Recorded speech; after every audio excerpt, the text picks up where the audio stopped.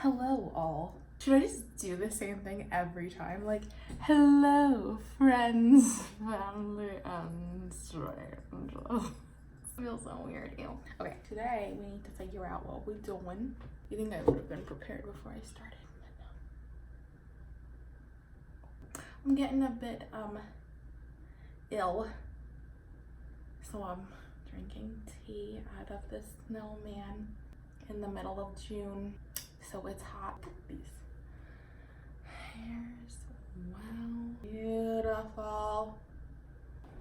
Hi, hi. No, okay.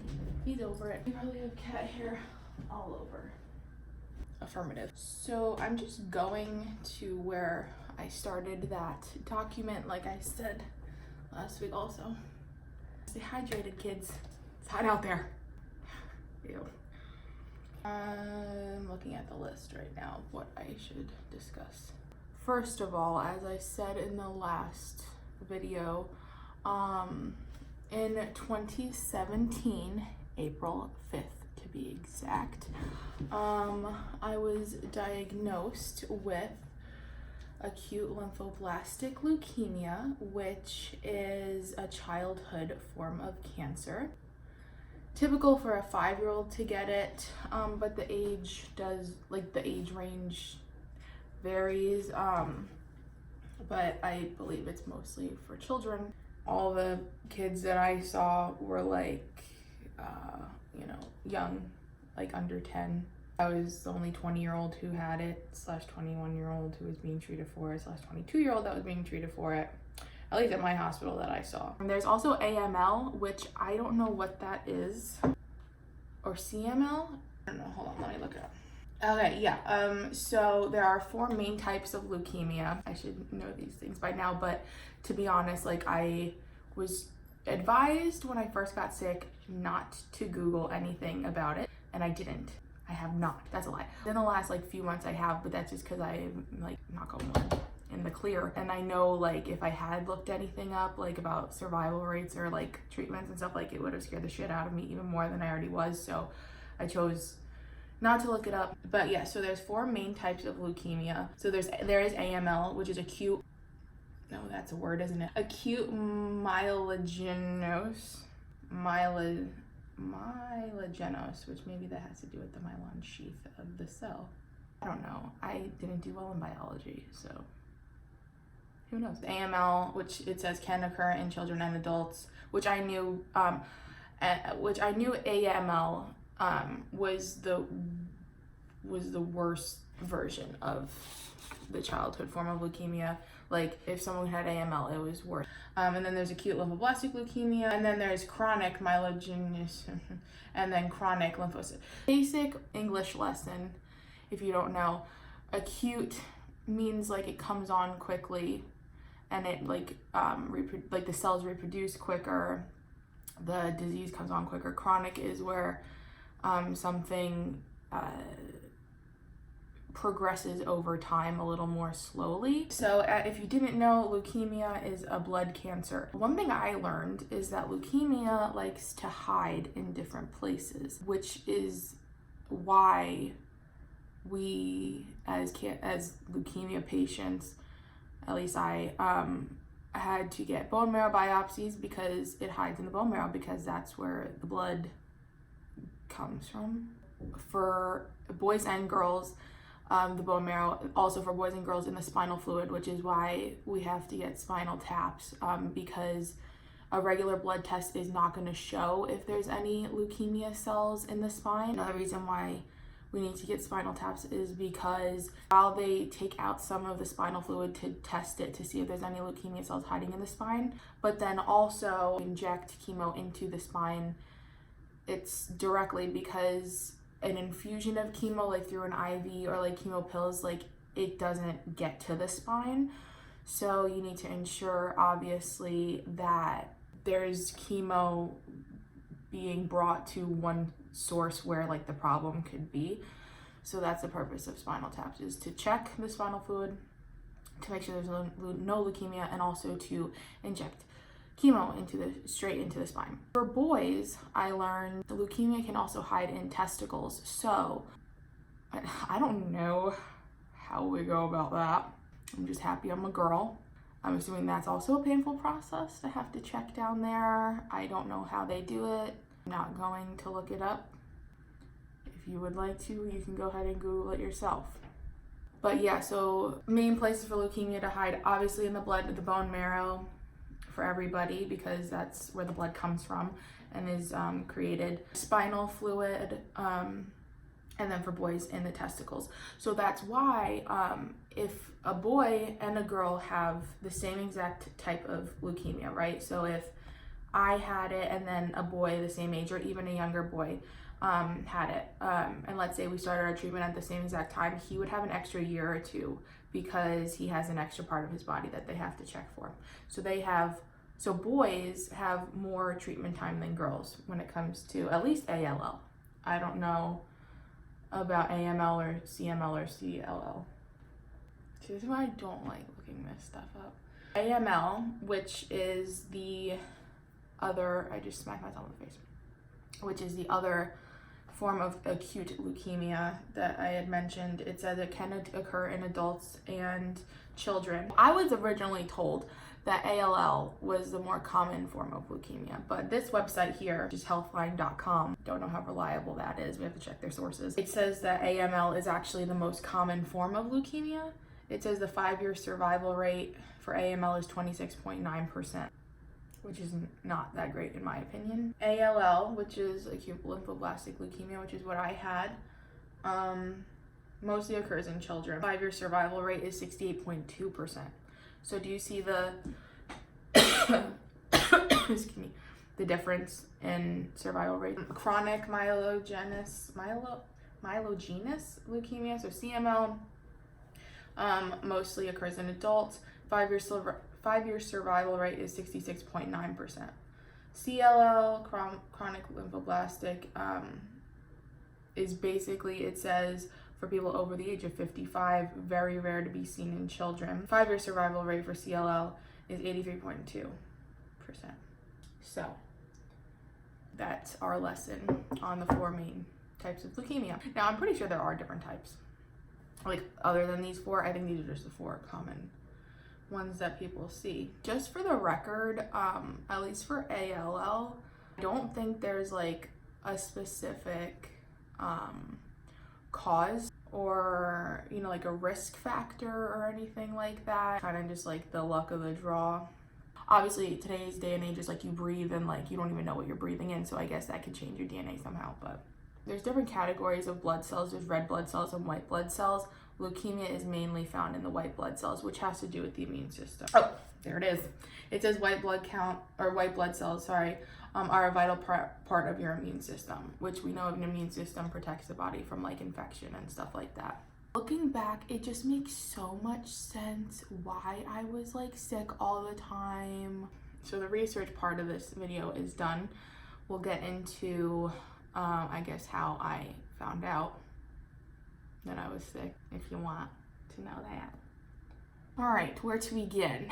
First of all, I was told, now I know I said that there's like no specific risk factors or causes for this, but I was told by my doctors that stress can definitely bring this out. Stress is definitely a risk factor. It like brings out whatever may be dormant in your body, which is why it's so vital to take care of yourself and make sure, you know, you try to live as stress-free as possible, because you can just get like sick, like a cold or something like that, just from being stressed out. You know, of course, like me, it could also be like a very extreme case.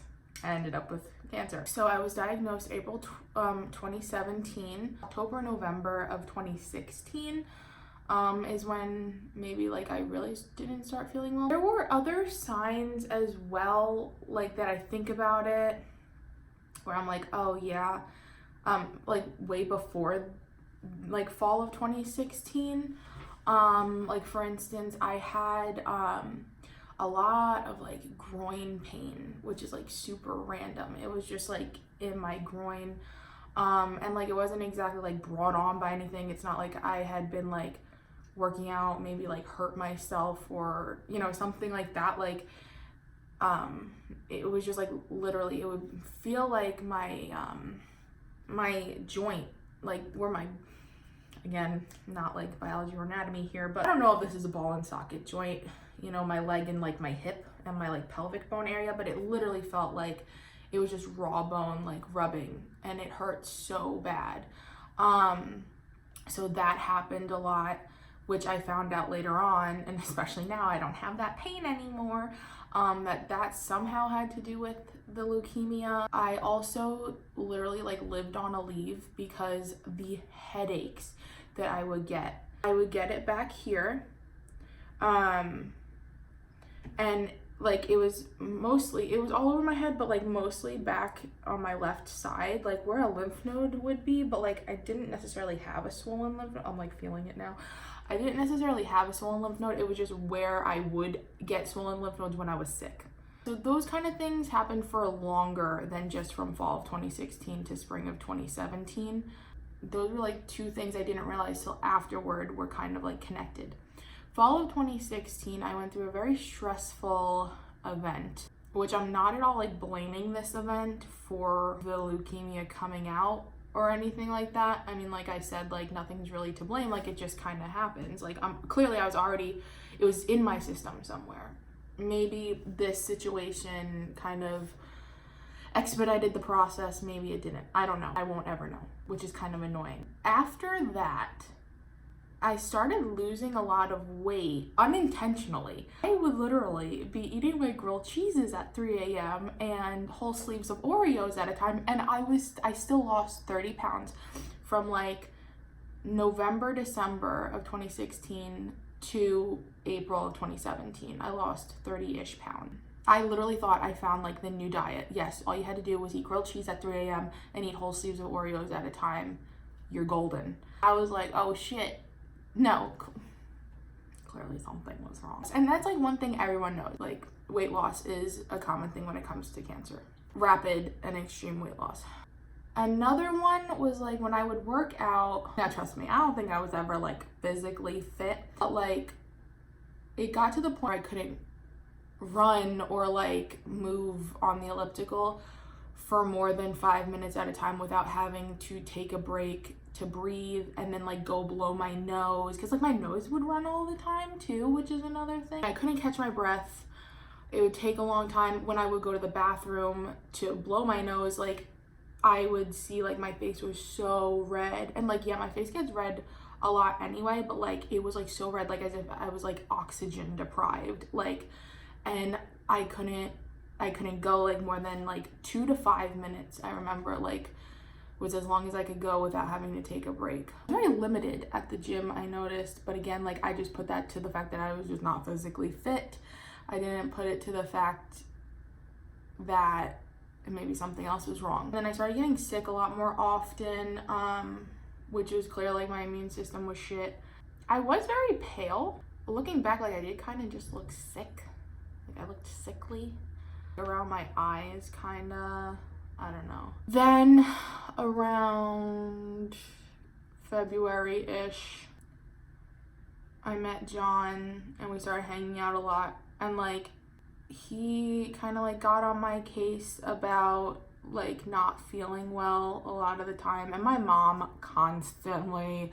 Now this is the thing, my family, like my mom and my grandma, have a history of being anemic. It runs in my family. I used to be diagnosed as anemic, which obviously, if you don't know what anemia is, look it up. It's basically, well, I think there's different types of anemia, but mine was specifically iron deficient. At least that's what my mom had, and that's what, when I was younger and I was told I was anemic, that's what I was told, was that I was iron deficient. So I did used to take iron pills, but then I since had been cured of it, or like whatever, like they didn't really detect it on my blood tests or anything like that. And backwards, in January, I had my physical, January of 2017, okay? And I went to my mom's doctor. I'm not a fan of her, okay? I never really, oh, I shouldn't say that online, should I? Where is this going? I don't know. Apparently, they found weird stuff on my blood test. And yes, to be fair, they did call me to tell me that they just wanted me to come in to check my blood again because there was something weird with my white blood cells, apparently, or like something with my white blood cells in the blood test. But I had already gone back to school because winter break was over. So I said the next time I was gonna be back was over spring break. They seemed fine with it. They did not relay the sense of urgency that apparently there was surrounding this. And I'm sorry, like, yes, I will take responsibility. I was 20 years old at the time. I should, take my health seriously, but come on, you're my doctor. I think you should have really relayed that. And she didn't ever actually call me herself. She had one of her rude nurse receptionist women call me, and she was not nice.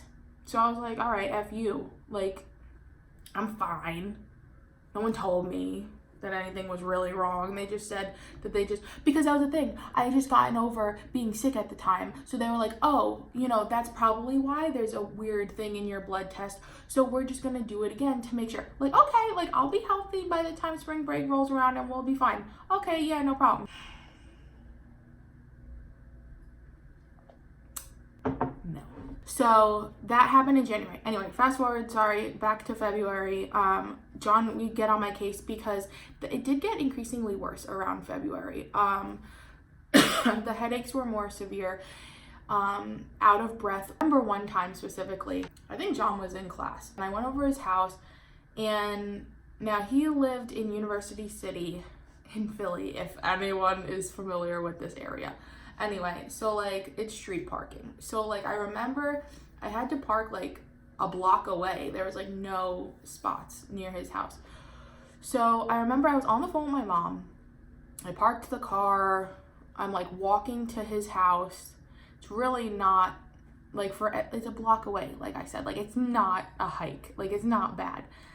And I'm like walking in the house and I'm still talking on the phone, which like, yeah, sometimes like even still, I guess because I'm not fit, like you can get like a little out of breath, like because I'm a fast walker, so it's like, I'm talking, fast walking, but then I'm like walking up the steps in his house, like going to his room, and like my mom's like, what's wrong with you? Why are you so out of breath? I literally like could not catch my breath, and I think I had to like take a break, like as I was going up the one thing of steps. I was like, not attractive. I would get so lightheaded too, like as I'm walking. Like, okay, this is how I describe it. When you stand up too fast and like you feel the blood rushing from your head, but then it like goes away after like a minute of just like standing there or, like maybe walking it off.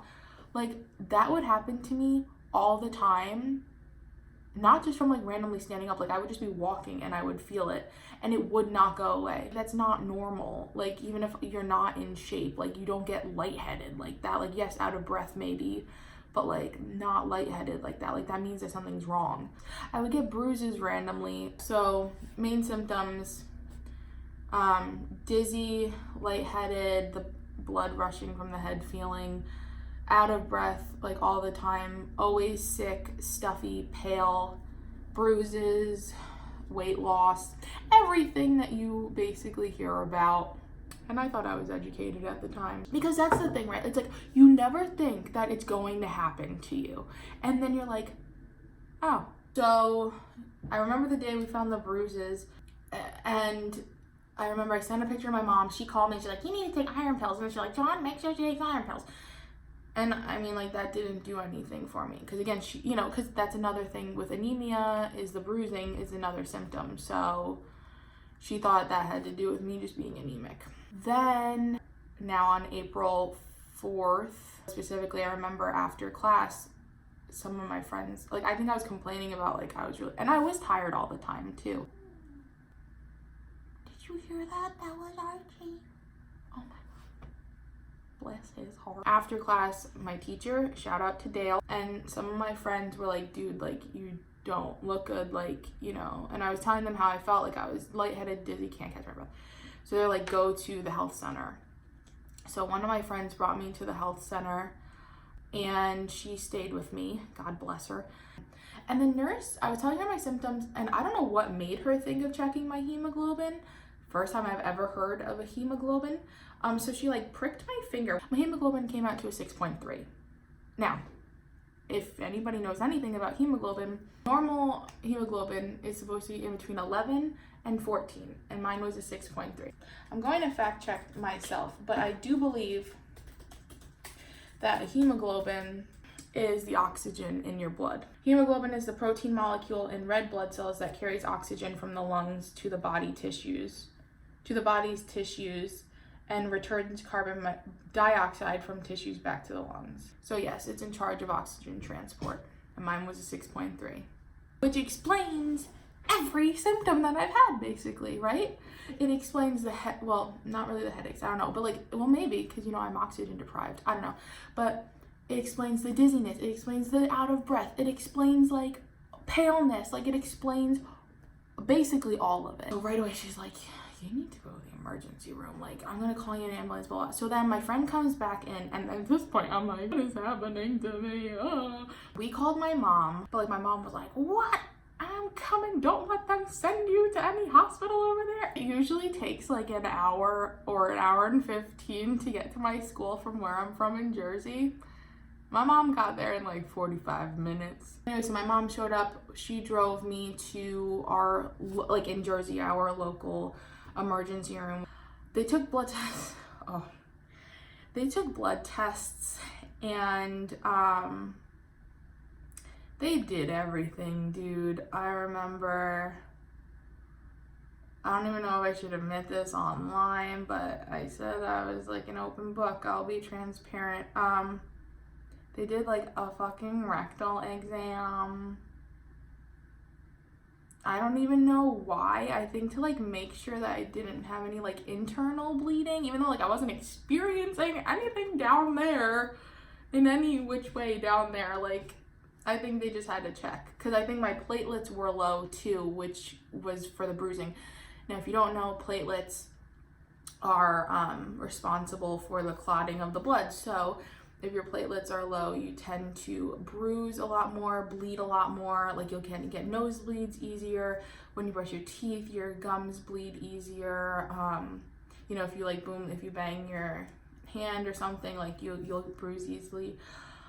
So I think that's why I was getting the bruises also, was because of that. So they did that to me, which wasn't a pleasant experience by any means, okay?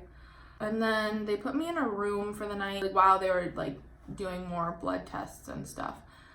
So then the next morning, a hematologist came in. I think his name was Dr. Sokol or Dr. Sokolov or something like that. And he said that they found cells in my blood that he believed to be similar or to be of leukemia cells. And then after that, I think there were like a lot of, like, I could not breathe after that. Like, literally it felt like somebody like had knocked the wind out of me, like, as dramatic as that may sound. Like, right away, like, I couldn't catch my breath. I couldn't really speak.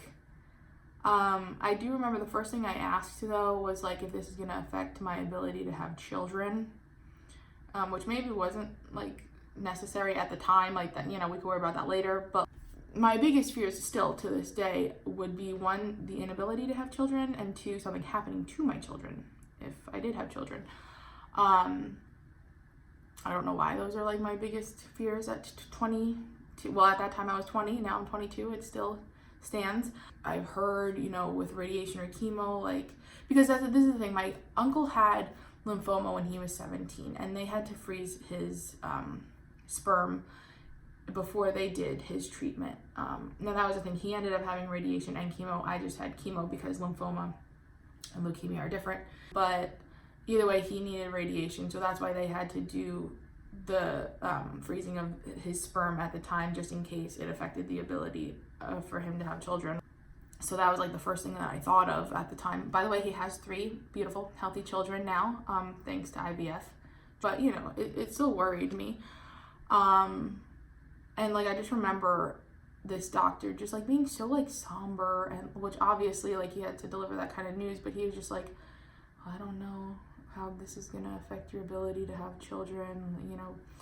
And then I think he and my mom like went outside to talk, Or like maybe they stayed in. I don't remember a damn thing until my grandparents showed up later on with family friends.